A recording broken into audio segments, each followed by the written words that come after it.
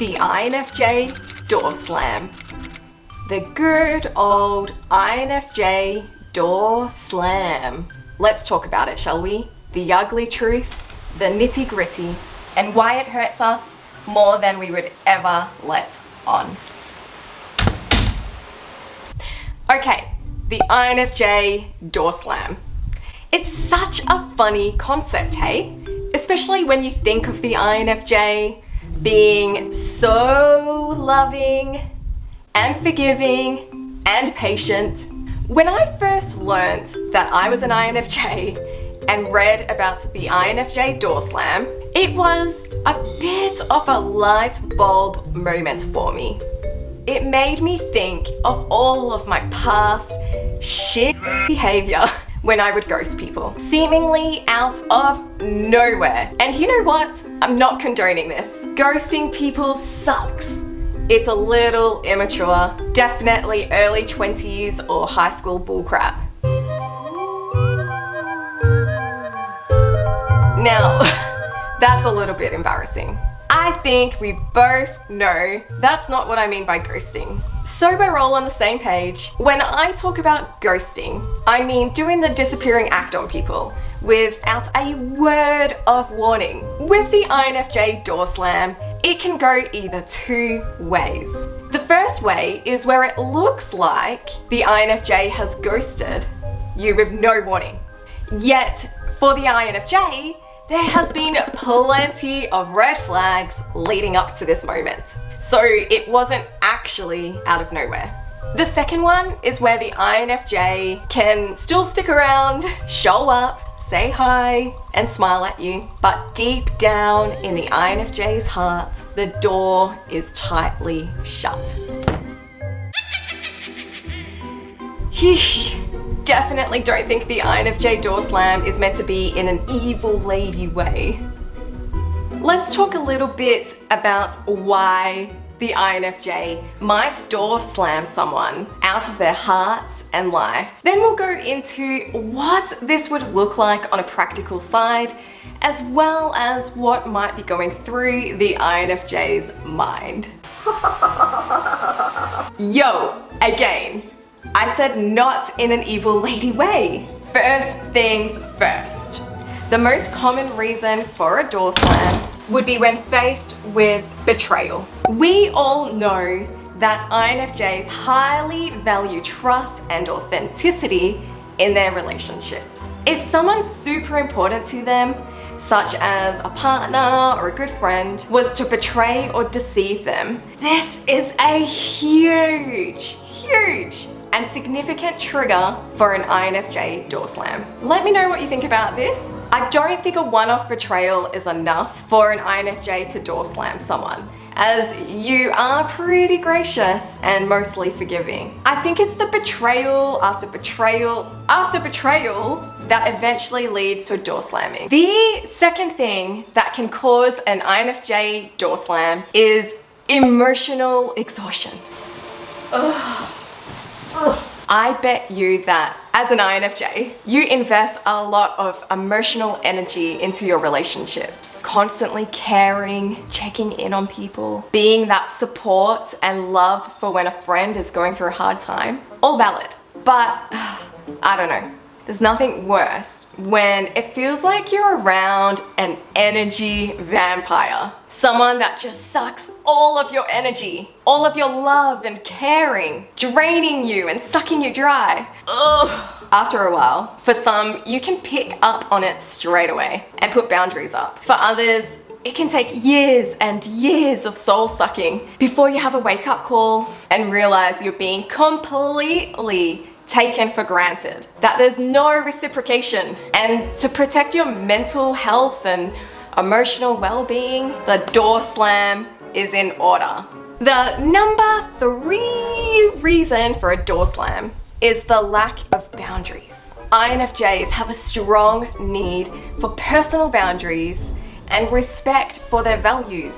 If someone repeatedly crosses these boundaries or disrespects their core principles, it can lead to a door slam as a means of self-preservation. Number 4 is, of course, the repeated disappointment. INFJs have high expectations for their relationships and can become disillusioned if those expectations are consistently unmet. If they feel repeatedly disappointed or let down by someone, they may choose to end the relationship abruptly.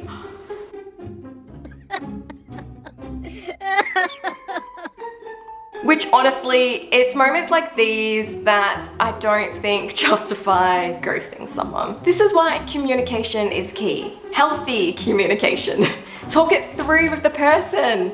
Let them know how you're feeling. And number 5, it's a biggie, it's a baddie, and it's definitely justifiable. That is toxicity and or abuse. In cases of toxic or abusive relationships, INFJs may door slam as a way to protect themselves from further harm. They prioritize their own well-being and may cut off contact to escape a harmful situation. That's not always easy to do.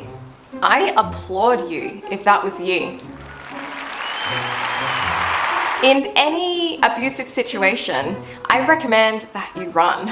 Run far, far away. And please, please, please, please get the necessary supports that you need through friends and family, as well as professionally.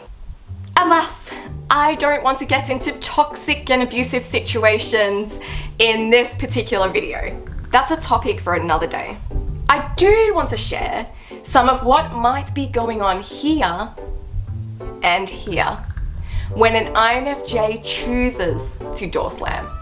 To an outsider, it might look like it came out of nowhere, but for an INFJ, it would take a lot. I mean, a lot of things to happen for the slam. The INFJ wants to give people the benefit of the doubt. They want to believe in people. They want to believe that people have good intentions. They are idealistic and hold strong values. They're generally willing to give people second chances, third chances, even fourth chances. But eventually, it gets to the point where enough is enough. Sometimes it's a conscious decision, one that has been carefully thought out, perhaps even planned. But for others, and definitely in my own personal case, it's a subconscious decision. The INFJ has no control over it. Eventually, after their trust has been broken one too many times, their heart just sort of starts closing up. They might not want to close it up. They might do everything in their power to keep their hearts open and available to a person. But it's almost like their internal self, their inner being, is doing everything they can to protect the INFJ. So it builds a wall around their heart. The INFJ might continue to see the person in their life because, well, ghosting is not their style. They might remain friends and continue to acknowledge this person, but deep down, the doors are shut and they can't ever truly be themselves again around this person, unable to open up and share their deepest thoughts and feelings, which honestly is basically the loss of a friendship for an INFJ if you can't do that. What is the INFJ to do about this? What can be done after an INFJ door slam? Once an INFJ has done an INFJ door slam, they can take the following steps to heal and move forward. Step 1, self-reflection. Figuring out what the hell happened to lead to this. Figuring out what your needs and boundaries are. And reflecting on what impact this type of relationship or friendship had on your well-being, in the hopes that you can prevent it from happening again. Step 2, do what you can to emotionally heal from this. Self-care, self-care, self-care. Journaling, meditating, exercising, and of course, counselling with me if you want. Step 3, Setting boundaries. Learn to set healthy boundaries so that you can protect yourself from being hurt again. When you know what your boundaries are, you're able to clarify your needs and communicate more assertively with others. If you want to learn what healthy boundaries look like, then check out this video. Step 4, having continuous self-growth. Keep focusing on your personal growth. Go on a journey of self-discovering and understanding yourself better. Learn what your interests and passions are. All of this can help build your self-confidence and self-awareness. Did you know that's a big reason why many INFJs see me for therapy? It's so they can do all of this.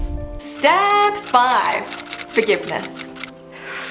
Ooh, bit of a controversy on this one, because on one hand, many people on the internet would say, you don't need to forgive, and how this can be like toxic bypassing or whatever. And you know what, it's true. In a therapy session, I would never actually tell you to go out and forgive the person who abused you. However, there is so much scientific research that shows how the brain can change and grow when you choose forgiveness. Forgiveness does not mean forgetting. Forgiveness does not even mean saying that how the other person treated you was okay. No way! But there is power in forgiving not only yourself, but the other person. It helps with emotional closure.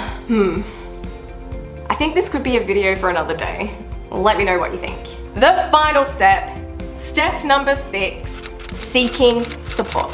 Talk to your trusted friends, family, join support groups of like-minded people. Heck, even leave comments in my comments section. Everyone's really kind. Share your feelings.